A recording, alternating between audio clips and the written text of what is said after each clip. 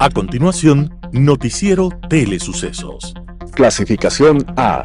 Apto para todo público. Un noticiero pensado para usted porque se lo merece. Nos acercamos a la realidad desde diferentes perspectivas. Noticiero Telesucesos. Primera parte del Noticiero Telesucesos con las noticias más importantes del día.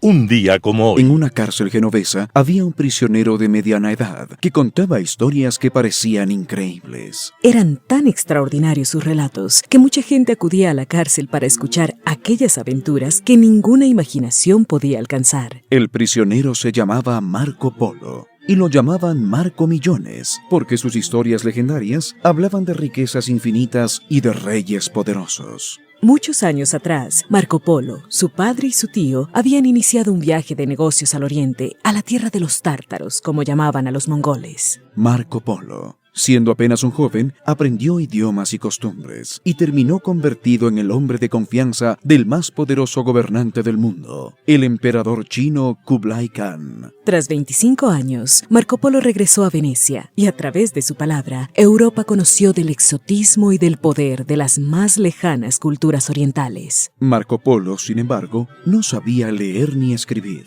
y le contó sus historias a un escritor profesional, también encarcelado. Se llamaba Rustichello y él llevó al libro todos los asombros de las lejanas tierras. El mundo leyó aquella obra con sorpresa y escepticismo. Cuando le preguntaron a Marco Polo, en su lecho de muerte, si lo que había contado era verdad, respondió: «No he contado ni la mitad de lo que mis ojos vieron». Esa frase la pronunció Marco Polo un día como hoy, 9 de enero de 1324, cuando estaba emprendiendo el más largo viaje hacia la nada y el misterio. Pero nos quedan sus historias y la primera mirada hacia un mundo que hoy, 7 siglos más tarde, sigue siendo exótico y lejano. Las principales noticias del día. Titulares. Corte Nacional de Justicia vuelve a exigir respeto a la independencia judicial en Ecuador. Candidato de la Unidad Popular, Jorge Escala, puso denuncia penal contra Daniel Noboa y Cynthia Gelibert. Entrada gratuita en los museos de la ciudad hasta el domingo. En política internacional, las mordazas religiosas.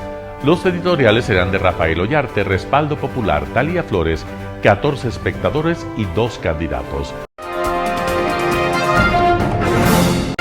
Noticias del día. Corte Nacional de Justicia vuelve a exigir respeto a la independencia judicial en Ecuador. La Corte Nacional de Justicia volvió a exigir respeto a la independencia judicial en Ecuador este martes 7 de enero del 2025, un día después de que el ministro de Defensa, Giancarlos Lofredo, lanzara advertencias a una jueza de Guayaquil. En un comunicado, la Corte subrayó que un Estado de Derecho se fundamenta en una justicia independiente. Amenazar o sancionar a jueces por sus decisiones legítimas es un ataque directo a este principio y al debido proceso. La justicia debe ser imparcial y estar al servicio de la ciudadanía, no sujeta a presiones políticas, apuntó el alto tribunal. Si bien no aludió directamente al mensaje de Lofredo, el comunicado de la Corte surge en medio del rechazo de gremios judiciales y defensores de derechos humanos a la postura del ministro de Defensa, quien advirtió que buscarán sanciones para la jueza de Guayaquil, Tania Lor, por haber declarado la desaparición forzada de 4 niños tras un operativo militar en Guayaquil. En menos de un mes es el segundo llamado de la Corte a que se respete la independencia judicial. Otro se realizó el 23 de diciembre después de que la jueza Nubia Vera denunciara presiones del presidente de la Judicatura, Mario Godoy, en el fallo de la restitución de las funciones a la vicepresidenta Verónica Abad. En el caso de Vera, además, la Corte reclamó una investigación objetiva y transparente de los mismos, respetando el debido proceso y el principio de inocencia. Godoy denunció 3 días después a Vera por supuestas calumnias. Candidato de la Unidad Popular, Jorge Escala, puso denuncia penal contra Daniel Noboa y Cynthia Gelibert. La primera denuncia en contra de Cynthia Gelibert, designada por el presidente Daniel Noboa como vicepresidenta y encargada de la presidencia desde el 9 de enero de 2025, llegó a la Fiscalía General. El candidato presidencial por Unidad Popular, Jorge Escala, denunció a Géliber por usurpación y simulación de funciones públicas. Además, en contra de Noboa, Escala pidió que se investigue el posible delito de usurpación y retención ilegal del mando. Pidió a la Fiscalía que actúe de manera inmediata para hacer respetar la Constitución y añadió que Noboa no puede por sí solo declarar la ausencia temporal de la señora Verónica Abad. Eso es competencia de la Asamblea Nacional. La denuncia parte de los decretos ejecutivos 494 y 500. Con el primero se designó a Géliber como vicepresidenta hasta el 22 de enero próximo o hasta que Verónica Abad se presente en la Embajada de Ecuador en Turquía. El segundo tiene que ver con la licencia de Noboa para hacer campaña desde el jueves 9 a las 17 horas hasta el domingo 12 de enero a las 16 horas con 59 minutos. Mientras lo hace, la presidencia asumirá Géliber. Además, exigió que se oficie a la Policía Judicial para que mañana, jueves 9 de enero, se evite estos hechos que vulneran la Constitución. Añadió que por ser un delito flagrante, se proceda de manera inmediata a la detención de Cynthia Géliber, que se posesione en la presidencia de la República. Entrada gratuita en los museos de la ciudad hasta el domingo. El municipio de Quito invita a disfrutar de los espacios de la Fundación Museos de la Ciudad de forma gratuita hasta el domingo 12 de enero del 2025 en los horarios habituales de atención. Si usted desea armar un plan cultural y conocer los secretos que guardan estos espacios, esta es su oportunidad para visitar el Museo del Carmen Alto, el Centro de Arte Contemporáneo, el Museo Interactivo de Ciencia, Yacu Parque, Museo del Agua y el Museo de la Ciudad. Estos espacios tienen varias propuestas, entre ellas, el Centro de Arte Contemporáneo lo espera con exposición temporal Multiverso, una propuesta de investigación que busca explorar el lugar que ocupa la pintura en la esfera pública y las prácticas artísticas contemporáneas. Además, el Museo Interactivo de Ciencia invita a participar de Cataplum, un espacio de experimentación que ofrece la oportunidad de explorar conceptos científicos a través del juego y la creatividad. En Yacu Parque Museo del Agua conozca las exposiciones Somos Páramo, Páramo de Quito, Más cerca de lo que te imaginas, Historia del agua en Quito, Achachay, Caminos de Guaguas, Sendero Pumamaqui, Casa Ecológica Mediagua, Memorias del Barrio El Placer, Sala Introductoria, Sala Burbujas y Yacu Viajero. El Museo de la Ciudad cuenta con exposiciones permanentes, entre ellas Asilvestrados, Sala del Hospital, Sociedades Antiguas de Quito, Entre Caciques, Incas y Conquistadores, un Quito penitencial y de contrastes socioeconómicos, entre otras. Los espacios de la Fundación Museos de la Ciudad esperan por usted. Entrevista del día. En Radio Sucesos estuvo Paola Gaiboro, abogada especialista en Derecho Constitucional, para hablar acerca de la situación del cargo de la vicepresidencia del Ecuador. Escuchemos lo que nos dijo. Bueno, creo que en un inicio es importante entender el motivo de cómo inicia esta contienda entre Verónica Abad y Daniel Noboa, y sobre todo recalcar que el gobierno ha sido expreso en que sería nefasto, dicen, que Verónica Abad llegue al poder. En ese sentido, creo que han existido aciertos y desaciertos por parte del presidente de la República, y por este motivo hay aspectos que son importantes determinar si es que han sido positivos, si es que han estado dentro del marco de la legalidad o si es que no ha sido así. Considero específicamente que fue un error por parte del presidente de la República el designar a una nueva vicepresidenta en el caso de Cynthia Géliber. ¿Y por qué es esto? Básicamente porque no se configuraban las causales para que exista una ausencia temporal de la vicepresidenta. Como todos conocemos, en realidad las ausencias temporales se dan por casos de enfermedad o por casos de que existan eventos de fuerza mayor. El presidente en el decreto básicamente lo que nos dice es que la fuerza mayor se configuraría porque la vicepresidenta habría tomado unas vacaciones, que no habría comunicado, y que además de estas vacaciones que habría tomado, informado, en su criterio tendría 30 días para arribar a Turquía y que por estos motivos se configura la fuerza mayor y en base a eso existiría una ausencia temporal, lo cual en mi criterio considero que no es así, no existe un evento de fuerza mayor, no hay un evento de fuerza mayor y por lo tanto no se podía designar, porque el único caso en el que el presidente puede designar es ante la ausencia temporal de la vicepresidenta. En este caso no existía ausencia temporal, no se cumplen las causales y por lo tanto no podría designar una nueva vicepresidenta. En ese sentido, lo que tenemos ahora, lo que sí es cierto es que sí existe una designación a Cynthia Gelibert que básicamente está ahí y no podemos desconocerla en este momento. Entonces es ella quien está ejerciendo el cargo de vicepresidenta y Ahora, vicepresidenta nombrada por el presidente a través de un decreto, pero no lo nomina la Asamblea. Tampoco, obviamente, no se da por elección popular. Entonces, ¿qué tan legítimo puede ser esto? Mientras no exista una decisión que deje sin efecto el decreto ejecutivo por parte del presidente, en mi criterio, este decreto es legal y tiene que ser entendido así. O sea, ahorita la vicepresidenta es Cynthia Gelibert y eso es algo que no puede desconocer Verónica Abad. Veamos qué va a hacer. Ese también es el tema. Hoy en la tarde inicia la licencia del presidente, que también se da por un evento de fuerza mayor, y veamos qué es lo que hace Verónica Abad frente a la ahora ausencia temporal del presidente. ¿Será que ahora el entendido de Verónica Abad es que no existe y que no es válida la designación a Cynthia Gelibert y por lo tanto seguiría ella ejerciendo la vicepresidencia? Porque el artículo que para ella es aplicable de la Ley de Comercio Exterior le daba los 30 días para arribar a Turquía. Hay varios entendimientos en ese sentido, pero en mi criterio, actualmente, mientras ese decreto no haya sido dejado sin efecto, la presidenta es Cynthia Gelibert.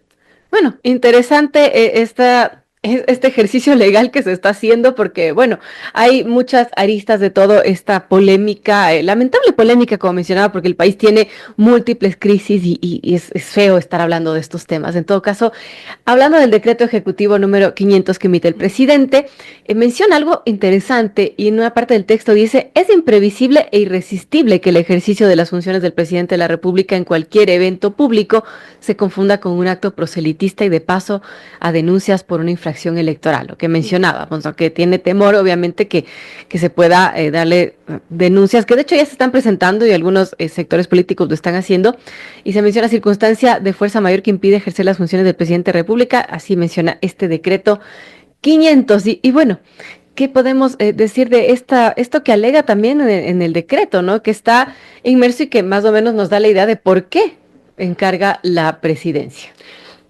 Exactamente, Verónica. Yo creo que lo que hace el presidente aquí es una estrategia. El presidente tenía dos opciones: o tomar la ausencia temporal por fuerza mayor o tomar una licencia. Pero en el caso de la ausencia temporal únicamente se notifica a la Asamblea, mientras que en el caso de la licencia necesita tener la aprobación por parte de la Asamblea. Entonces, ¿qué hace el presidente? Evidentemente no iba a pedir a la Asamblea que le otorgue una licencia, cuando la discusión en base a todo esto comienza porque el presidente no tenía que haber tomado la licencia con base en el artículo 93 del Código de la Democracia. Entonces, evidentemente se va por la ausencia temporal. Para que exista una ausencia temporal por parte del presidente se requería de un evento de fuerza mayor. Pero aquí, en realidad, el evento de fuerza mayor que alega el presidente en el decreto 500 es que existe una discusión jurídica respecto a la aplicabilidad o no del artículo 93 del Código de la Democracia y la probabilidad de que se presenten denuncias en su contra por estar en ese limbo jurídico entre qué es un acto de campaña, qué es un acto de gobierno.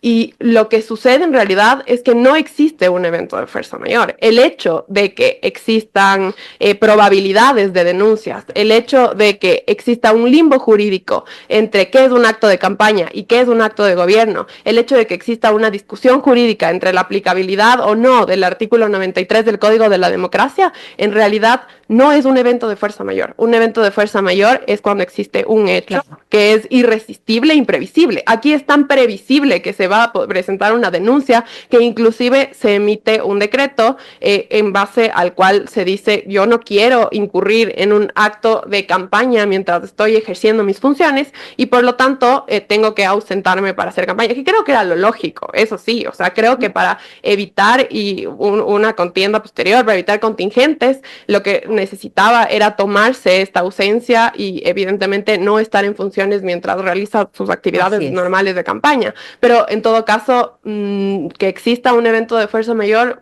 creo que puede ser bastante discutible. Inés Manzano, ministra encargada de Energías y Minas, en Radio Sucesos habló de los proyectos y la gestión que se viene llevando a cabo en el ministerio. Vamos con la nota. A ver, nosotros lo que hemos hecho es gestión, como digo siempre, gestión y 1000 veces gestión. En este año tenemos la entrada de la tercera unidad, que es la tercera unidad de Toachi Pilatón. Hemos hecho diciembre 2 unidades, esta es la tercera. Acuérdense que este es un proyecto que tenía más de 12 años en abandono, con problemas legales, etcétera. Y nosotros lo que hicimos fue recuperarlo en 7 meses. En este momento, en este mes de diciembre, entraríamos con aproximadamente 254 megavatios, sumando Sarapullo, porque es todo un complejo. Entonces, esa es parte de la gestión. Lo otro ha sido el tema de la contratación de energía flotante, que la tercera energía flotante estaría entrando casi la tercera semana de enero. Esto va a ser con la empresa. Y luego tenemos la recuperación de 676 metros cúbicos, es decir, megabytes de megawatt de energía de todo lo que hemos recuperado en las termoeléctricas. Sobre todo ha sido volver a rescatar aquellas que estaban abandonadas, otras hacer los cambios debidos, como por ejemplo recambio de motores. Entonces eso es lo que se ha hecho en el sector, son como 696.7 de recuperación. Y luego pues hemos gestionado todo lo que hemos podido, sobre todo ahorita estamos enfocados en los temas de gas natural, porque queremos irnos a gas natural para Termogas Machala. Termogas Machala necesita 60 millones, entonces estamos viendo en qué momento, o sea, cómo vamos a aumentar esa, en este caso va a ser en importación de gas natural. Y así vamos haciendo los demás proyectos. Hemos aprobado proyectos hidroeléctricos del sector privado, que claro, son proyectos que van a estar en unos 3 años, pero bueno, pues ya se va aprobando. Luego estamos haciendo todo lo que es las nuevas contrataciones. Ahora tenemos justamente el domingo a la medianoche cerró la contratación de 260 megavatios para Pascuales, y de ahí tenemos Austral, que es lo que va a estar en Esmeraldas, que ya comenzó a llegar, que son 91 megas. Entonces, como ves, es un tema de gestión. Trabajamos todo el tiempo para que no nos vuelva a pasar ni a nosotros ni a ningún gobierno, porque lo que estamos haciendo también es a largo plazo, como los proyectos fotovoltaicos nuevos. Esperamos que, por ejemplo, para la próxima semana estamos firmando el famoso proyecto eólico de Villonaco, que le faltaba mucho y nosotros lo hemos tratado de hacer lo más rápido posible.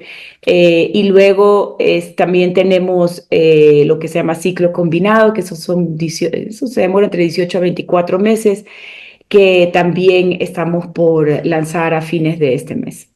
Hablando de esta emergencia eléctrica, se declaró emergencia eléctrica. ¿Desde cuándo está vigente? ¿Se ha renovado esta situación de emergencia eléctrica? No te escuché nada, perdón. Ministra, le repito la pregunta. Mencionaba que, bueno, se declaró en emergencia eléctrica, obviamente el sector. ¿Esto sigue vigente? ¿Se renovó la medida de emergencia eléctrica? No, está bien. Es que cuando se hizo en agosto, que se declaró la emergencia, varias unidades de SELEC, entre esas, por ejemplo, el Ecaustro, tenían todavía abierto el tema de la emergencia energética. Entonces el Ecaustro lo tiene abierto, si no estoy mal, hasta el 13 de enero.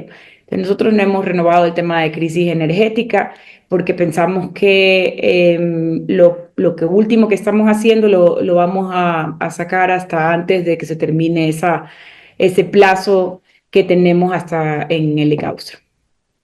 Bueno, importante. La pregunta es, ¿se podrá decir que se van a terminar los cortes de energía en este 2025? Todavía no podemos garantizar aquello, ministra.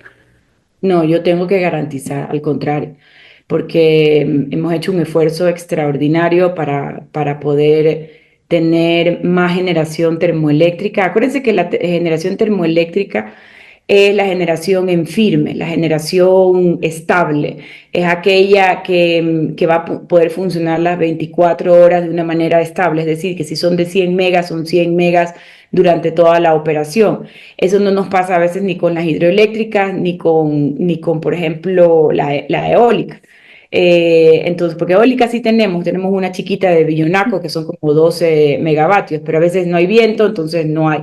Y la fotovoltaica va a pasar exactamente lo mismo. Cuando tengamos buenas radiaciones va a poder funcionar bien, pero durante la noche, que no hay obviamente la energía que se requiere para la fotovoltaica, entonces no va a haber. Por eso es que la energía en firme es la que nosotros necesitamos, ir aumentando 300 megavatios, entre 300 y 400 anuales, para que podamos tener esa energía en firme más lo que tenemos. Y la otra cosa que es importante conocer es que nuestras termoeléctricas son termoeléctricas que tienen décadas, unas tienen 40 años, entonces no se han renovado, no se han hecho los mantenimientos adecuados. O sea, este año ha sido un año de hacer todo lo que no se había venido haciendo y además de eso recuperando, como decía yo, los motores, etcétera.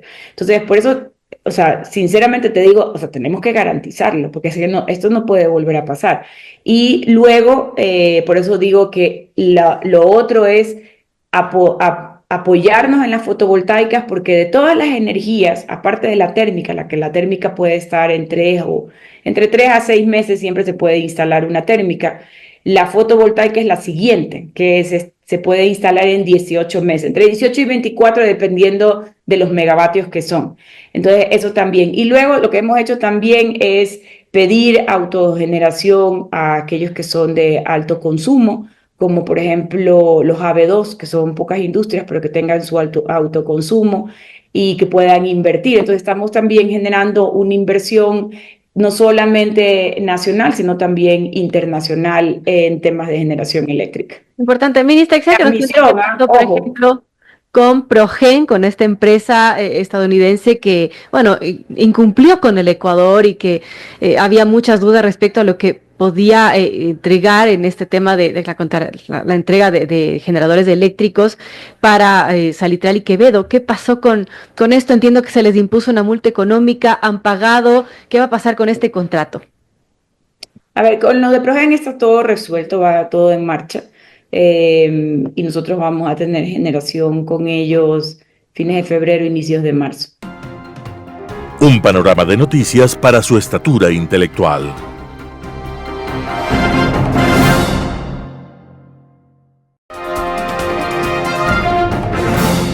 Global Hoy con Alan Catey. Las mordazas religiosas.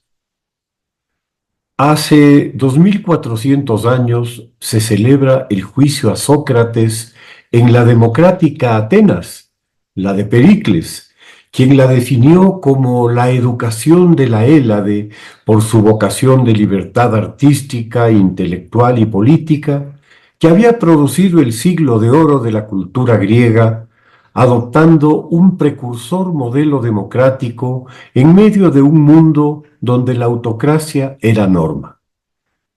Pese a tal escenario, el juicio a Sócrates se dio en el enrarecido ambiente que la moralina es capaz de crear en las sociedades, ataviada de ropajes religiosos, supuesta defensora de tradiciones, dioses viejos o nuevos, y de los valores y virtudes amenazados por sujetos como Sócrates, cuyo delito mayor consistía en declarar que nada sabía y que el deber de las personas era buscar la verdad.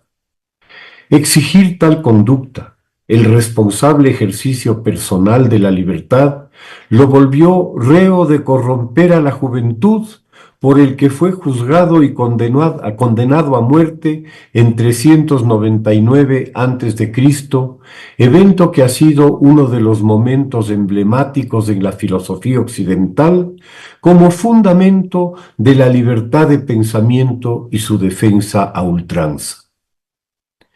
En 1553, el científico y anatomista Miguel Servet es asesinado en Ginebra tras hacer frente a Calvino, uno de los fanáticos de la Reforma, a la altura de cualquiera de los inquisidores católicos, ante la descabellada postura del descubridor de la circulación de la sangre en el cuerpo humano, que exigía el derecho de las personas a tener y expresar sus ideas sin temor a persecuciones y a que sus vidas quedaran a merced de fanáticos religiosos.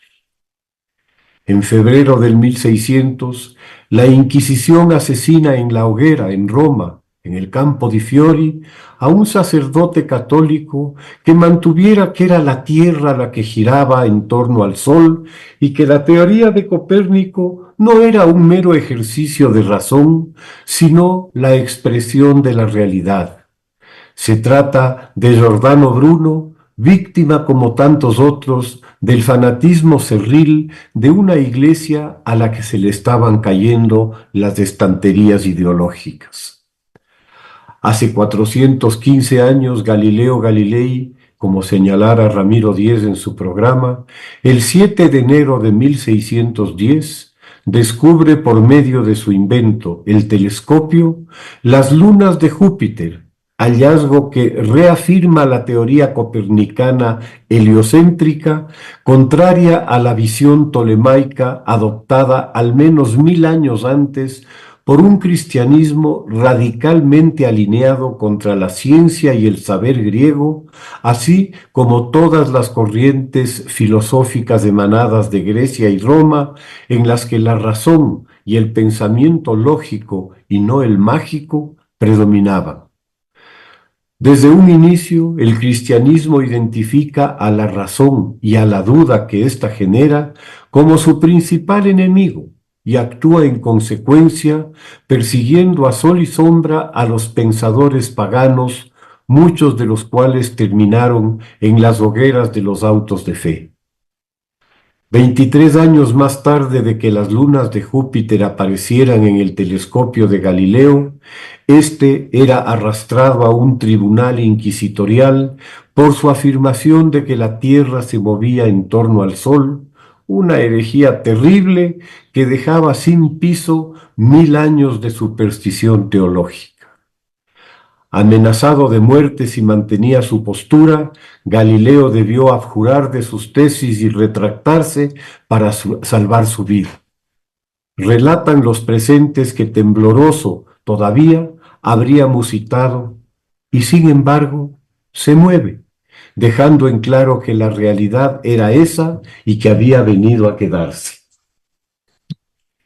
Sin excepción, las iglesias cristianas, católica o reformada, luteranos, calvinistas, puritanos, la ortodoxa griega o la rusa, para erradicar lo que consideran herejía, no dudan en quemar en la hoguera a miles de seres humanos a lo largo de varios siglos de horror y de persecución religiosa fanática, a quienes se atrevían a usar sus mentes para mejor entender el universo. La actitud de las iglesias en este ámbito es el peor descrédito para una doctrina que pretendió aparecer como una de misericordia y bondad, de un Dios de amor y no del vengativo Dios del Antiguo Testamento, inspiración directa del que hacia el siglo VI anunciara Mahoma. Sin excepción, la intolerancia y la autosuficiencia serían el modelo teológico sobre el que se va a levantar el mundo mediterráneo, el europeo y el de Medio Oriente, tras el ocaso romano y griego. La intolerancia se vuelve una institución que resiste y persiste, incluso luego del notable evento del Renacimiento, ese retorno hacia las raíces clásicas en la cultura europea que decide buscar en la razón y en la ciencia aquel camino abandonado por un milenio.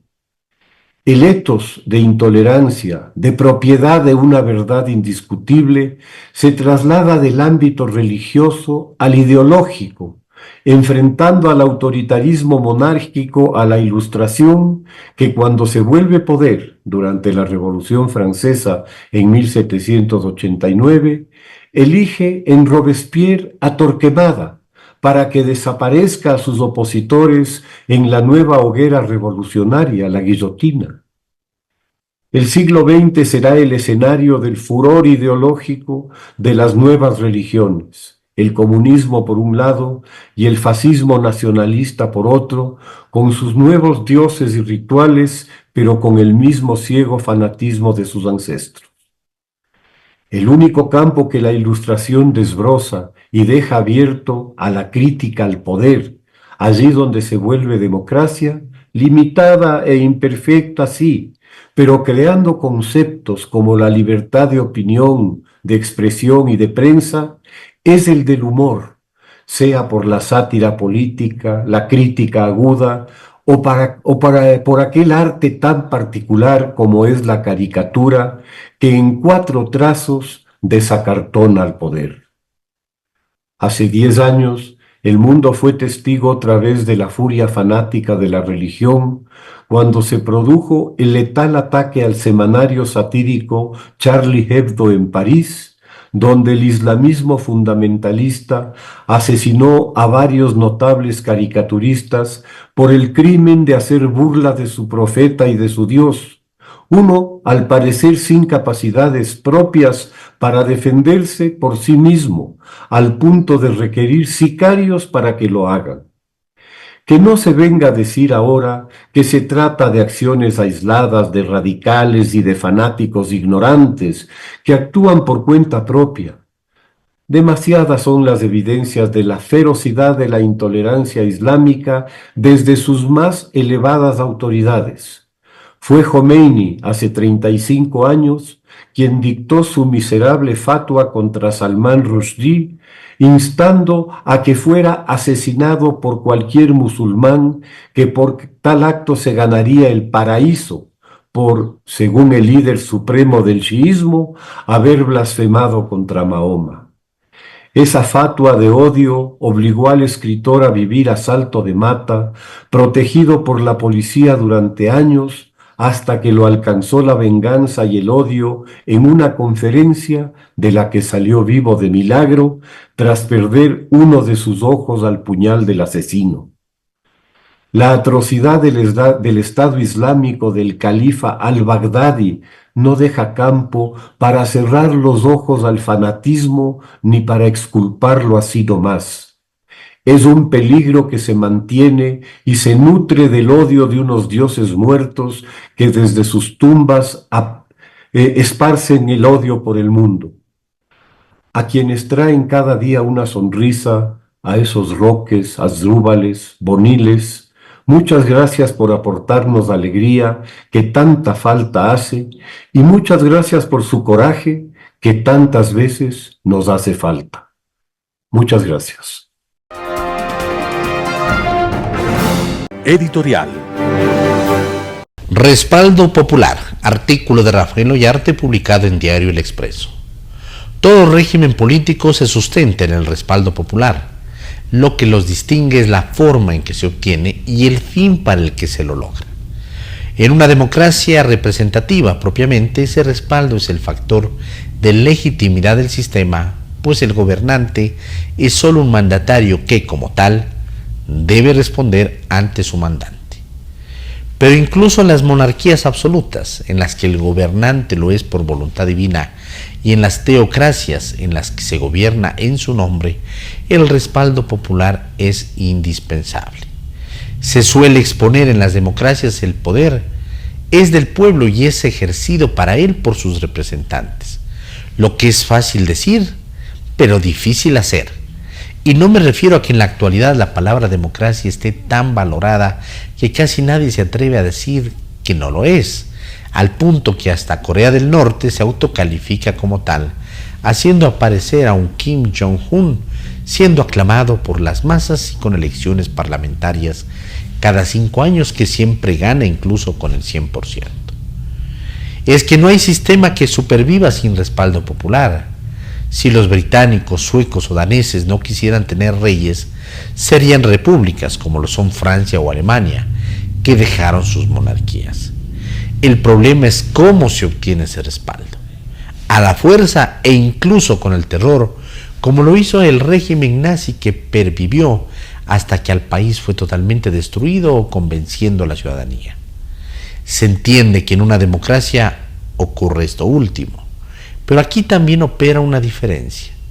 Y no me refiero a regímenes que ya ni disimulan sus arreglos electorales como en Venezuela y Nicaragua, sino el modo en el que se convence al ciudadano. En una nación libre hay diversidad de opiniones y de posturas, por lo que en una elección se debería poder optar por quien mejor responda o se aproxime a nuestro pensamiento. Ahora, sin partidos políticos de verdad, eso es muy difícil, por lo que al elector se le somete a una suerte de adivinanza. ¿Los votantes de Lenín Moreno o de Lasso vieron realmente reflejadas sus aspiraciones con su preferencia o fueron defraudados? Ni qué decir de la elección de los asambleístas que ni posesionados frustran a cualquiera. Así, el respaldo se va perdiendo no solo para el gobernante de turno, sino al sistema, el que desvirtuado puede llevarnos al autoritarismo o al totalitarismo, cosa que ya ocurrió en otros países y que nosotros ya rozamos. Artículo de Rafael Ollarte publicado en diario El Expreso. 14 espectadores y 2 candidatos. Talía Flores, primicias. El sábado 4 de enero por la noche, cuando las redes sociales, sobre todo X, antiguo Twitter, echaban humo y los trolls afilaban sus cuchillos para diseccionar cualquier comentario para replicarlo o castigar de acuerdo con las conveniencias, 14 ecuatorianos que buscan nada menos que la presidencia de la República no se dieron por enterados acerca de lo que el país entero comentaba. Víspera del inicio oficial de la campaña electoral era el momento preciso para que dieran a conocer a los electores su posición sobre categóricas decisiones que habrían logrado acabar con las diferencias siderales entre las 2 primeras autoridades del país, hecho que ha mantenido al Ecuador en vilo en los últimos tiempos, pero no dijeron nada. Prefirieron hacer del silencio su escudo protector, ya sea porque en verdad carecen de un criterio constitucional sobre la sucesión presidencial o por miedo a que las masas tuiteras no coincidan con sus opiniones y los escasos votos que obtendrían el 9 de febrero se pierdan en ese tsunami que engulle todo lo que se ha convertido en la política nacional y que el fin de semana llegó a su clímax. Como excepción que confirma la regla, apenas un par de ellos dijeron algo sobre la designación de una nueva vicepresidenta de la República, decisión que le tiene al Ecuador con 2 segundas mandatarias al mismo tiempo. Y un tercero se pronunció el domingo, pero después de que a 3 candidatos invitados al programa Políticamente Correcto se les preguntara sobre los acontecimientos de la víspera, sin que tampoco hayan sido del todo convincentes en sus respuestas. Los demás han seguido habitando una suerte de burbuja invisible, por lo que la única conclusión sería que no tienen la más mínima idea de lo que pasa en el país o si saben poco les importa. El comunicado del Comando Conjunto de las Fuerzas Armadas que cambió el curso de los hechos que se habían anunciado sucederían el domingo y otro, el de la Policía Nacional, en horas de la madrugada sobre los mismos sucesos, tampoco han merecido una sola palabra de los candidatos presidenciales, a pesar de que, producirse un milagro en las urnas, el 9 de febrero podrían ser nada menos que comandantes en jefe de las 2 instituciones. Y si de estos pronunciamientos que coparon la atención nacional no dijeron nada, menos aún han opinado sobre el nuevo estado de excepción que decretó el presidente Noboa, con toque de queda en algunos sectores del país bajo el argumento de que la violencia ha aumentado después de que el propio gobierno había publicitado la disminución de las acciones de violencia y muerte, asegurando que su plan es exitoso. Que enmudezcan en temas tan delicados ocurridos en apenas un fin de semana es asombroso y revelador a la vez, porque los muestra como personajes a quienes solos les ha interesado figurar en la papeleta para mejorar su currículo o ser siempre prestanombres de los financistas de la campaña y o de los propietarios de los movimientos políticos, ansiosos por dejar la Asamblea y necesitados de aspirantes presidenciales para mover respaldos. El titiritero resulta más importante que el títere, y el fondo electoral que se creó para dar igualdad de condiciones a los candidatos y evitar el abuso de las grandes chequeras pierde sentido ante un uso abusivo. Resulta escandaloso que quienes pretenden ostentar la más alta dignidad del país no les haya conmovido decisiones que han sacudido a la sociedad, dividido de manera radical a sus más conpiscuos constitucionalistas, alborotado la ética política y causado escozor en las instituciones y organismos internacionales. Con ese proceder solo han ratificado lo que las mismas encuestas habían anticipado de esos candidatos a los ojos de sus electores: su inapelable irrelevancia política. El domingo 5 de enero comenzó de manera oficial la campaña electoral para elegir presidente de la República y una nueva Asamblea Nacional, pero lo que podría significarse el 9 de febrero sería una suerte de tercera vuelta electoral entre Daniel Noboa, candidato de Acción Democrática Nacional ADN, y Luisa González del correísta Movimiento de la Revolución Ciudadana RC5, habiendo sido los finalistas el 15 de octubre de 2023, que terminó ganando Noboa. Todas las encuestas que se conocen ubican a los dos a la cabeza de las preferencias, a una distancia enorme de quien ocuparía el tercer lugar, aunque las mismas encuestadoras reportan un importante porcentaje de indecisos. En realidad, algunos de los aspirantes hasta podrían ser buenos presidentes, pero son, evidentemente, pésimos candidatos. Con seguridad, mucho habrá leído a Maquiavelo, pero lo ignoran cuando dice que pocos ven lo que somos, pero todos ven lo que aparentamos. Si tu mayor valor está en tus ideas, pero para promoverte bailas y mal, te has infringido grave daño, al igual que si hablas mucho y lo mejor que sabes hacer lo has hecho en silencio. La gente ya no cree en los políticos porque le han fallado, dicen los analistas, pero en este caso los propios candidatos parecen no creer en ellos mismos. Los ecuatorianos van a las urnas el 9 de febrero y les entregarán una papeleta con 16 candidatos. En realidad, solo parece haber 2, porque 14 se han comportado como simples espectadores. Ojalá reaccionen. Talia Flores, Primicias. Noticias internacionales. Estados Unidos rinde homenaje a Jimmy Carter con una ceremonia bipartidista. El cuerpo del fallecido presidente estadounidense Jimmy Carter ha regresado a Washington para una ceremonia bipartidista en el Capitolio. Su ataúd fue trasladado en avión desde su estado natal de Georgia, donde se encontraba en el centro presidencial Carter desde el sábado. Carter regresó a la capital casi 44 años después de su derrota en las elecciones estadounidenses de 1980, esta vez para ser honrado en su muerte.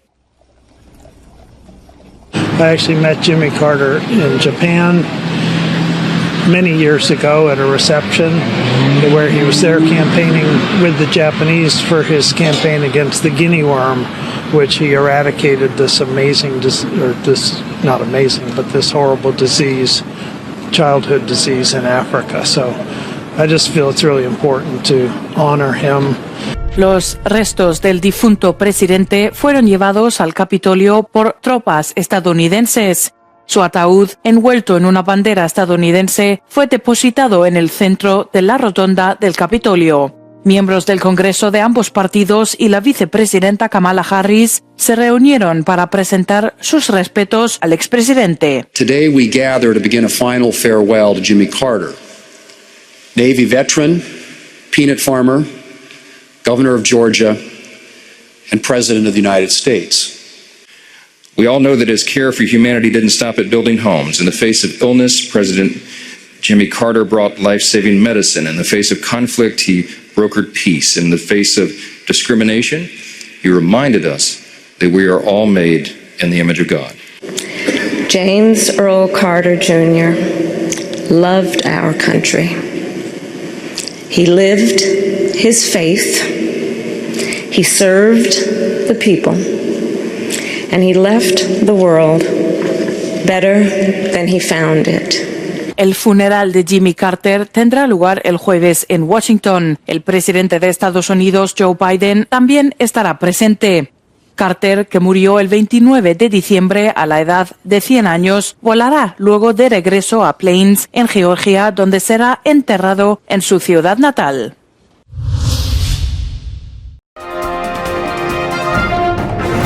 Edmundo González interrumpe gira en Estados Unidos por el secuestro de su yerno.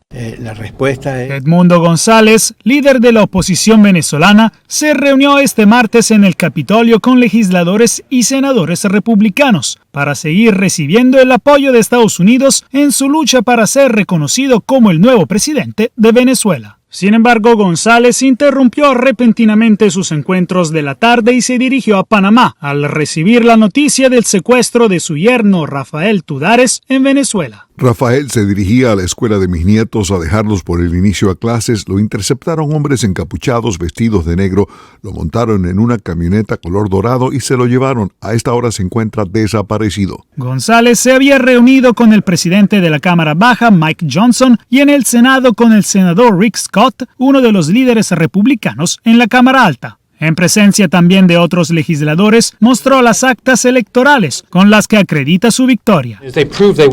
Demostraron que ganaron. Muchas veces con estos dictadores no se puede demostrar que se ganó, pero ellos lo hicieron. Tienen las papeletas. Scott y los otros legisladores le expresaron respaldo y prometieron duras consecuencias porque el 20 de enero la política de Estados Unidos cambiará radicalmente. Hay un nuevo equipo, una nueva política, una nueva dirección y también al pueblo de Venezuela. Estamos con ustedes. Vamos a luchar para su libertad. Los legisladores no descartaron la hipótesis de imponer nuevas sanciones a Nicolás Maduro y su gobierno, sobre todo petroleras, mientras frente a algunos republicanos que hablaron de encontrar compromisos con Maduro, Scott aclaró la posición del presidente electo Trump y su equipo. Harán todo lo que esté a su alcance para asegurarse de que el nuevo presidente electo sea un presidente. Trabajarán arduamente para asegurarse de que eso suceda. González, hablando con la prensa, confirmó que se reunirá con 9 expresidentes, como el de Colombia Andrés Pastrana, en Panamá, para después irse juntos, según los planes, a Venezuela. Sin embargo, no está asegurado todavía. González habría tenido que reunirse también con el senador demócrata Dick Durbin de Illinois. Sin embargo, la noticia del secuestro del yerno cambió todos los planes con su equipo, que confirmó a La Voz de América que ahora la prioridad es lidiar con esta crisis familiar. Jacopo Luzzi, Voz de América, Washington.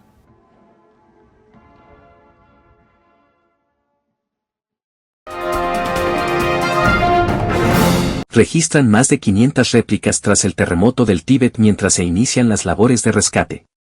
En el Tíbet, las más de 500 réplicas registradas tras el terremoto de magnitud 7,1 del martes complican las labores de rescate. 1.850 rescatistas trabajan junto con los bomberos para salvar a posibles víctimas que hayan podido quedar atrapadas bajo los escombros.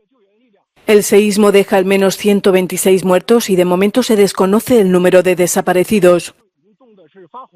下一步我们的工作重点是前往各个村，因为这次受灾面积是比较广的，前往各个村，了解这个咱们的受灾情况，以及一个哪里需要一个被困人员，对我们后续的大部队进行提供一个救援的一个前期的咱们这个情况汇报。 La zona del epicentro del seísmo está a más de 4.000 metros de altitud, con temperaturas muy por debajo de cero. Los rescatistas distribuyen tiendas de campaña, edredones y artículos de socorro para dar refugio.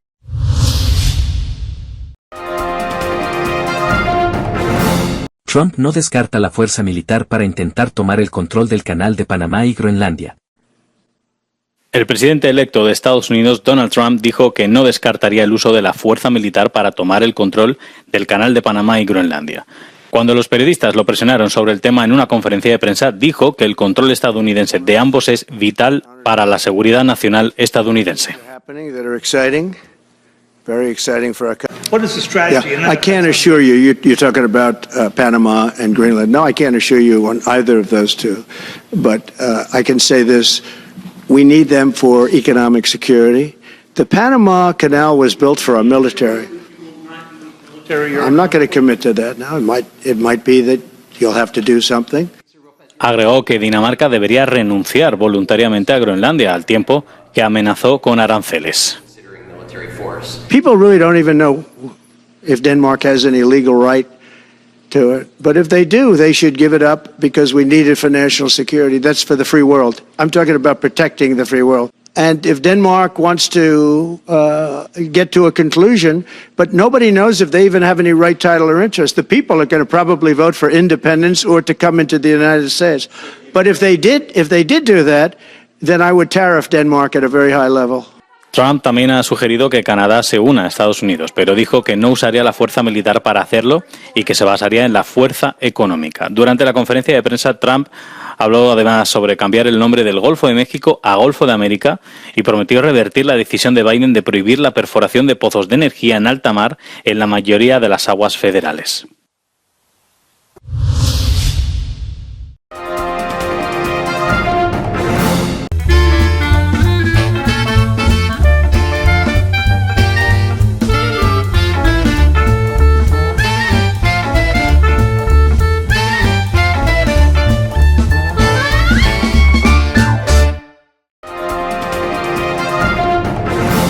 Telesucesos Sports. Deportes, deportes, deportes. Todas las tardes, 4 horas de lunes a miércoles, de 14 a 17 horas. Los jueves y viernes, 6 horas, de 12 a 20 horas. Desde Arena Telesucesos. Transmisiones en vivo, siempre Ecuavoley. Y luego, deportes para recordar. Todas las tardes, deportes en Telesucesos Sports, bajo la dirección del arquitecto David López. La visión objetiva de quien vive el deporte. Sucesos deportivos, visión de un equipo de opinión joven de comunicadores. Telesucesos, llegamos con nuestra señal a los sectores populares de nuestra ciudad. Quienes no tienen televisión por suscripción atenderán nuestra señal sin costo en Canal 29 UHF Telesucesos. Siempre ecuatorianos, resaltamos nuestra identidad. El básquet, esgrima, tenis de mesa, taekwondo, box y muchos deportes más en Telesucesos Sport, sin costo desde la comodidad de su hogar en Telesucesos Canal 29.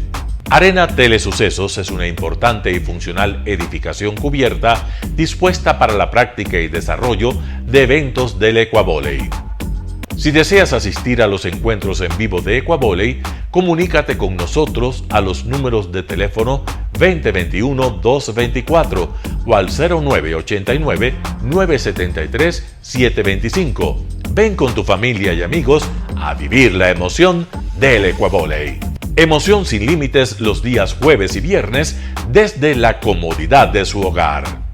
Resaltamos nuestra identidad como ecuatorianos iniciando transmisiones en Telesucesos del Ecuavoley, que representa, luego del fútbol, el deporte más popular de nuestro país y el que practican los ecuatorianos residentes en muchos países del mundo.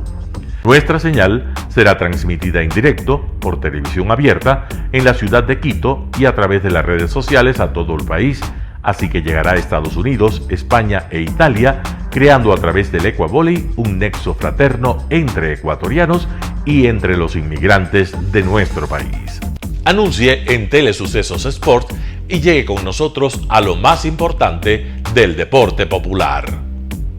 Telesucesos, con sus transmisiones, jerarquizará esta práctica deportiva, convocando importantes competencias de Ecuavoley dentro y fuera del Ecuador. Llegando con deportes no atendidos por los medios de comunicación que han concentrado su acción en el fútbol.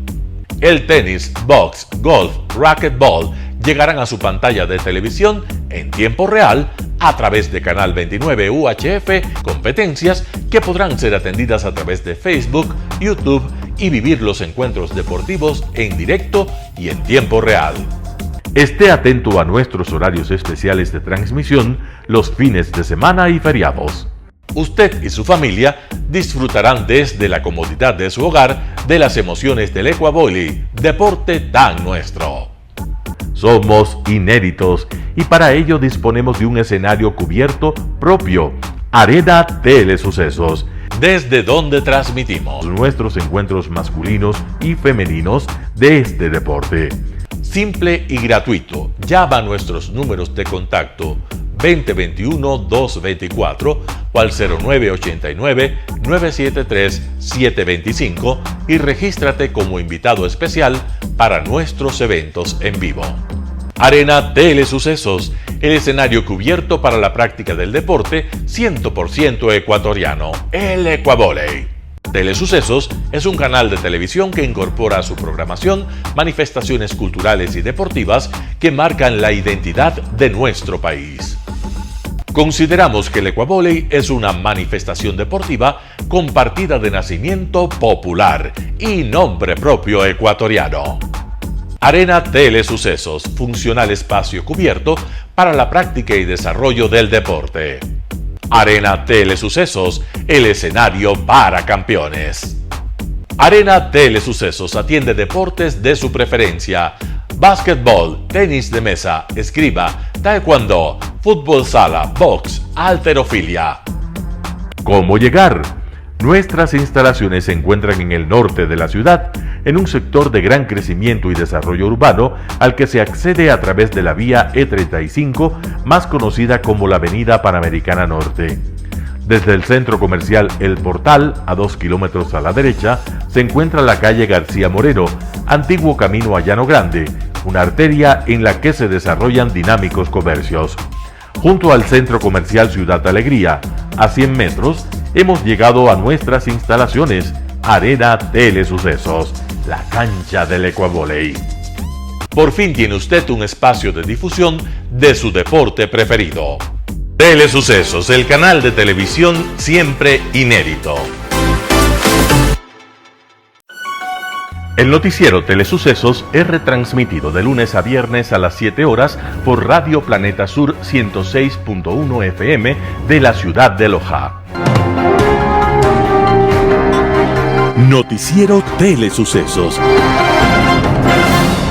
Las opiniones vertidas en este espacio por la producción y dirección del programa son de exclusiva responsabilidad de sus autores y de quienes intervienen en ellos.